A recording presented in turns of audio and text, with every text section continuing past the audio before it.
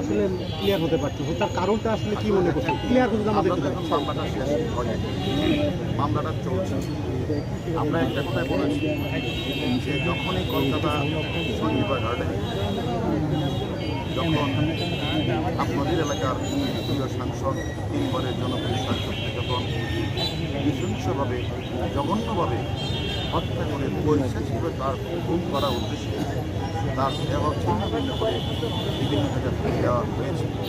তার ধারাবাহিকতা কিছুদিনের মধ্যেই কিন্তু আমরা এই যে যাদের নাম পেয়েছি মোটা দাগে সবাই কিন্তু বাংলাদেশে 7 জন অংশগ্রহণ কিনে নিয়েছে তার কথা আমি তো বলেছি অলরেডি 5 জন ইন্ডিয়া পার্টি আমাদের পার্টি গ্রেপ্তার হয়েছে 4 জন অলরেডি কনসিস্টেন্ট করেছে আমাদের অনেক অ্যাচিভমেন্ট উপস্থিত হয়েছে তবে আপনারা যে কথাটা বলেছেন যে বাকি 2 জন কিলার বাকি আছে আমরা আমাদের 3 কেন্দ্র বসে সারা বাংলাদেশের সংবিধান বিবেচনা করছি আমরা মনে করি জানতে আপনাদেরকে বললাম আমরা আশা করছি আপনাদেরকে যদি আপনারা আমাদের ভালো রাখেন আমাদের মানে ভালোবাসা রাখেন আমরা শীঘ্রই আপনাদের থ্যাংক ইউ তবে সর্বশেষ এই আলামত উদ্ধার হলো কি হলো না আমরা সর্বশেষ জানতে পারবো আলামত এখান থেকে উদ্ধার হলো কি হলো না কতদূর অগ্রগতি হলো সর্বশেষ কি ব্রিফিং আমরা পাবো কিনা আজকে দেখেন আমরা আমাদের সাক্ষ্যের চলছে লাইভ চলছে আমি তো রেকর্ডে মোবাইলে ধরে বসে আছি আমি তো বুঝতে পারছি না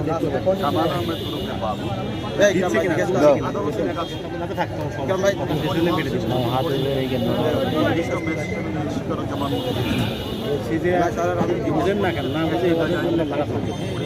লাইভ শেষ করার পরে ডিজিটাল লাইভ চলতেছে ধরে রেখে যদি শেষ হয়ে যায় তাহলে আমি অন্য কাজ করি তাই আমি শুধু লাইভ করছি হ্যাঁ সঠিক এবং সে আদালত কিন্তু আমাদের তদন্তকারী কর্মকর্তার ঠিক আছে জুডিশিয়াল আমাদের তদন্তকারী কর্মকর্তার দায়িত্ব দিয়েছেন যে জায়গাগুলিতে আদালতকে নষ্ট করার চেষ্টা করেছে সেখান থেকে চেষ্টা তারা চেষ্টা করছে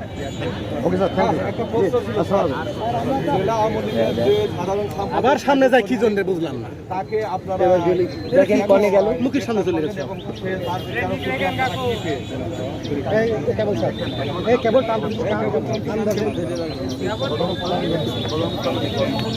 একটু লোকে কি রে ভাই কারা এরা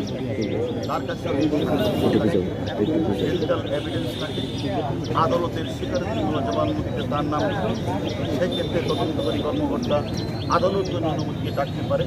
এবং আমি মনে করি তদন্তকারী কর্মকর্তা নিশ্চয়ই সে ধরনের কোনো উপাদান আছে যে উপাদানের কারণে তদন্তকারী কর্মকর্তাকে জিজ্ঞাসাবাদ করে জামিন নির্ধারণ করেছে প্রয়োজনবশত যদি আমাদের কাছে আরও যে আসামি আছে তারা গ্রেপ্তার হওয়ার পরে যদি মনে হয় যে সেই সাক্ষ্য প্রমাণ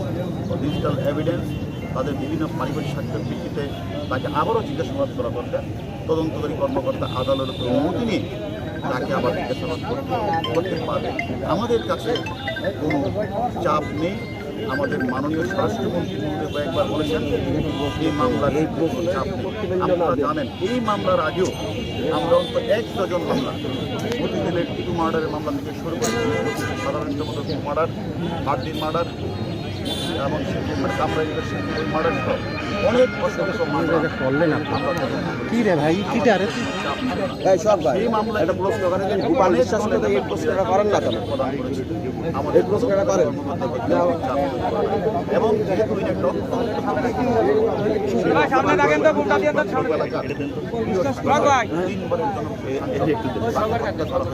তাকে আমরা অত্যন্ত গুরুত্ব বিবেচনা করি তদন্তকারী কর্মকর্তা তার 164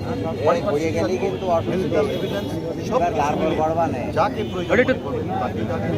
এবং সাক্ষ্য প্রমাণের ভিত্তিতে একথা আবার আমি বলছি কাউকে অযথা হয়রানি করবে না অযথা ডাকাডাকি করবে না তবে কেউ ঘোষণা করতে হবে ছাড়তে হবে